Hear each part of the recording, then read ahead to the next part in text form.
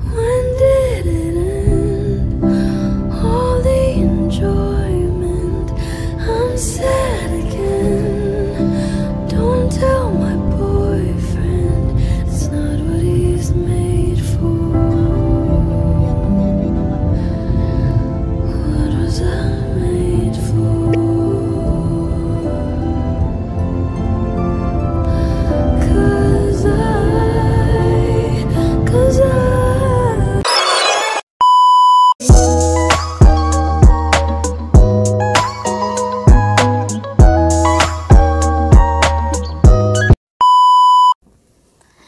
The power of social media is within your reach. Hey, it's me, Gina, and for this video, napahabol ko pa rin before November ends. But before that, we'll make sure to like, subscribe, hit the bell is the key.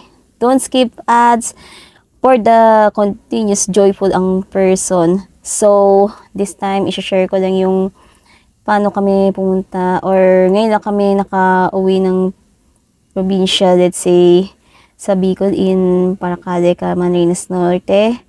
And nagtagal kasi kami ng less than 1 week, which means 5 days and 4 nights. So, I share this video for this. So, let's get started. Day 1, since kararating lang namin for the first day from Manila to Bicol, let's say Paracale, madalaw muna sana kami sa puntod ng mga lolo ko at sa mga chewin ko. Unfortunately, biglang inulan and no choice kasi kami kung didiretso pa kami or hindi, baka biglang umulan. Ito, pinunta na lang namin yung bahay ng lolo namin sa Tawig.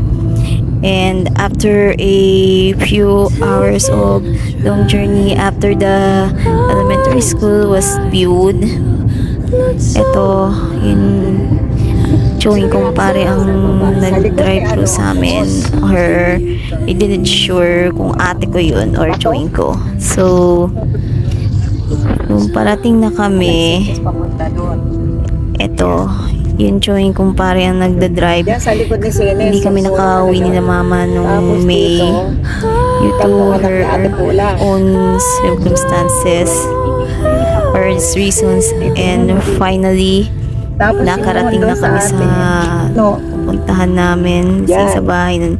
And nakalimutan ko na doon ako nag-shortcut papunta sa harap at pabalik, nagbuko kami. Ito, pahirapan lang kami magbukas ng gate since no trespassing without signage. So, tulong-tulong na lang kami magbukas ng gate namin bago kami bumukas. And finally, may tumatao sa bahay namin, pero tagalabas lang at naggagamas lang ng damo. To ocular inspection kung kumusta na yung bahay, since my uncle found na wala ng buhay. Eto, kaya pa naman daw niya pinag-aralan muna nila yung ano, and I just to peek inside the house na hindi pa kami nakapasok. So, no more things left behind except na yung nasa loob ng kwarto. At pauwi na kami. Pero bago yan, ay tinignan na muna ang nanay ko, let's say the muhon na sinutukoy nila, and pabalik na kami sa kumbento sa Batubalani, Paracale, para magpahinga na. And stay tuned for day 2. Papahinga muna ako, ha. Promise.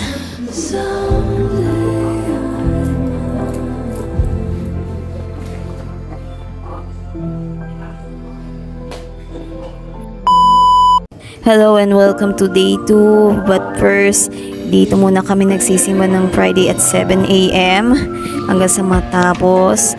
Bago kami tumungo ng diet, dinalo na muna namin yung tiyo kong pare sa opisina niya together with his secretary. At dito rin siya nag-o-opisina from Tuesday to Saturday, whole day. Pero Sunday lang sila half day. And sinamantala ko yung time na itong view bago kami tumungo ng daet for the appointment with geodetic engineer. But unfortunately, hindi po araw yun ng appointment due to other reasons. Eto, chill muna ako sa biyahe. And then, dumaan na lang kami sa SM Daet para mag-take ng lunch, first of all. Eto, dito lang kami kumain sa Kenny Rogers Roasters together with my mom, my sister, and my uncle Chris. Eto, habang nag-take kami ng order ng pagkain, eto, tinignan ko muna yung mga menu nila kung anong gusto na kainin. So, eto, it's my day. Just lang. Eto, yung kinain ko. Crispy chicken salad. Roasted chicken pala, sorry. With corn, soup, garden salad. Pero sa joint ko is steamed fish. So, sarap na sarap ako dito. And, finally, naka-uwi na kami from SM Daet to go back home to the convent in Batubalani. Ito, sinamantala na namin to na post-birthday celebration ni Mama. So, nakita niyo po siya. So, ito na nga, Ililipat natin tulo. birthday celebration na may kasamang kantahan. So, dito kami nagkantahan. So, stay tuned for day 3. Hello and welcome to day 3. Sinamantala namin puntahan si Tita Gloria sa bahay niya sa Paracale para mangumusta at magbabot ng pasalubong. And then, pinuntahan namin nila Mama Nging sa Pinyasi, Lola Ragmin na nasa eto, kwentuhan is pinuntahan namin sila Mama, pero ako bumalik na lang ako sa sal. So, pinapunta lang dito yung ate ko para magkwentuhan. And, pasensya nyo lang. And so, pag-alis na namin, nakita ko yung binumbay. And nakalimutan kung ano ng video yung pagkaya namin kila Ate Guy. So, ito, pauwi na lang kami. Inabutan na kami ng bulan. Magpapabukas na kami para pumunta sa loob ng bahay namin. And anyways, dadaan namin yung bahay ni Ate Guy sa Patangan. And stay tuned for day 4. Hello and welcome to day 4 inside the convent of my Uncle Chris. Parang early bird lang ang peg. Sorry, hindi ko na-videoan yung pagbe-breakfast namin. So, habang nag-get kami at bago umalis, eto muna, house tour muna tayo sa bahay ng joint ko. Eto, nanonood pa muna kami ng balita. Eto, nagkwentuhan muna saglit sila Mama at si Auntie. Eto, tingnan naman yung mga alaga ng joint ko. Mga lovebirds, parrots, pati yung aso. So, ito, pumunta na kami sa sementeryo para samantalahin ng maaraw na panahon in order to visit my late grandparents and uncles. And sinamantala lang namin to. And finally, nakarating na kami sa punto nila. Hello po, Lolo, Lola, mga tito. Namimiss ko na po kayo. Long time no see. Pagpasensya na kami yung bakit na delay kami ng pagpunta dala ng kabisihan. Eto, paalis na kami ng ate ko patungo ng bahay namin sa Tawig. Pagkatapos namin dumalaw. And let's take a ride.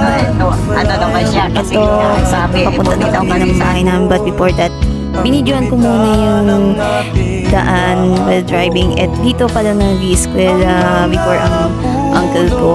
I don't know what is history of it before or after graduation. Ito, binidyo ko ng daan ng Batubalani using my time-lapse video habang nasa biyahe papunta sa bahay ng lola ko. So, in-enjoy ko lang. Binidyon. And before that, madaan muna kami sa tenant ng mother ko sa nagkokopra para magkumustahan at madalo na rin. So, inutos lang sa akin ng ate ko na i-stop muna yung time-lapse video on the road. So, eto muna, pumunta muna kami sa bahay nila para makipagkumustahan. And after that, naglakad muna kami sa Maladiblib Lake Liet Forestry. Walking distance na yun. Ganito talaga ang buhay sa probinsya pagka punta namin sa bahay ng asawa ng tenant namin sa magkukumprahan para kumustahin ang lagay nila at tabo! Nila ang buhay nila. Yes, may alaga din silang kasama rabbit. So cute. Then, nagtao lang kami. Eto na po siya. May kasama pang bantay na aso. Ito, after pagpasok namin. So, ito. Mahaba pang kwento. And, speaking of Jesus is life, hindi naman. Hindi, sinaway ko. Simple discussion na ganyan. Then, after that, kailangan namin Binidyoan ko lang po. pansamantala para pumunta kami sa Video lang po yan, Tito Berg. But before that, Bye-bye na po. and shout out po sa Bye-bye. inyo. Binigyan lang minsan ng pasalubong sa bahay nila na buong Bye-bye akala namin walang tao sa bahay niya. So, nandyan pala, dumaan pala sa likod. And speaking of power of social media is within your reach, eto, kumain muna kami ng lunch sa favorite namin kainan na Cowboy Restaurant. Eto po yung kinain namin. Inamukbang way. Hindi, just eto yung view muna habang yung siniserve namin yung kakainin namin. Parang nasa Cowboy style restaurant. Eto po yung kinain namin. Adobong atay ng manok. Ito, unang-unang tinikon ko. Bicol Express, tamang angang. Second, ang palayag-isano. Hindi siya masyadong bit. Next up, sinintay. And lastly, adobong atay ng manok. Ito. Tapos umuna kami with matching Coke Zero. So, alam niyo na kung saan kayo pwedeng kumain. Find Cowboys Resto House. Well, after that, dumaan muna kami sa simbahan ng Our Lady of Candelaria, located at Paracale. Habang pagpasok namin, para mapagdasan, so naabutan namin ng grupo ng mga college students currently taking agriculture para sa thesis nila for Philippine history. So, sinamantala ng ate ko na picture na sila para sa dagdag requirements or souvenir. And lastly, pumunta na kami sa bahay ng lolo namin. And imagine that, parang napapanood ko lang sa YouTube about abandoned houses abroad. May naiwang gamit in case na hindi nila mabitbit para makapag-move on na rin yung mga nakaiwan nito. Pero wag naman sana. So, pinag-aralan nila kung anong plano at anong balak dyan sa gagawing bahay bago pa kami bumalik. Ito yung view mo ng kusina, and lastly, dirty kitchen,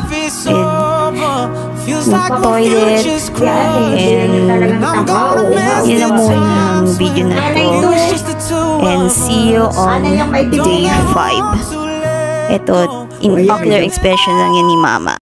Hello and welcome to day 5. So, the last day ng pagstay namin, hausan naman. Ito, nag-impake muna kami ng mga gamit namin bago umalis. Ito, bago muna kami pumunta ng diet, ito muna.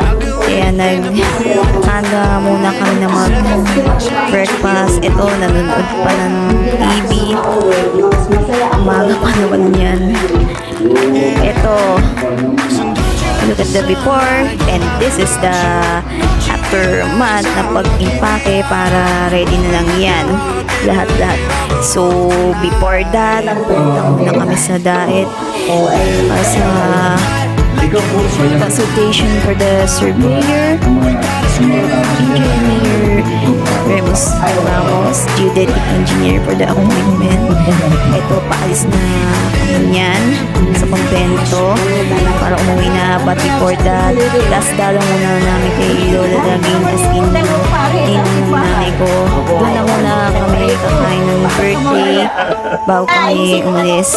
Ito, nagpa-birthday celebration muna at sumabay na rin si Mama with matching kantahan. Hindi na ako kailangan. Afterwards, sabay-sabay at hindi ko na kinuna ng happy birthday. At naman, nagpa-shopping ko na baon sa biyahe. And finally, Isa pa po. ano sa nakauwi na rin yung kumpare for the 5 p.m. mass every Monday. Birthday Blue na po, Lola. to my mom, Patuloy na lang po. godmother, Lola Labing, and nandun na rin at voluntary lang kaya ako nag-video para sa birthday niya. And afterwards, pauwi na lang po siya ng chewing ko. Thank you sa paghatid. Salamat sa pagstay. And later on, pauwi na kami ng Maynila sa San Mateo. Ito, hindi ko na natanaw ang view ng bahay namin kung may ilaw. And finally, nakauwi na kami ng Maynila at hindi ko nakitang harapan ng PITX. So, see you around. And that's conclude my full version of the probably version of vlog series with Hey, It's Me, Gina. And huwag niyo lang kalimutan na mag-like, subscribe, hit the bell is the key. Don't skip ads for the continuous joyful ang person. And we hope to see you soon. And makakarating kayo niyan sa probinsya namin sooner or later. And thank you nga pala sa nireview kong Cowboys Resto Bar na favorite namin kainan. So, that's all today. Bye for now.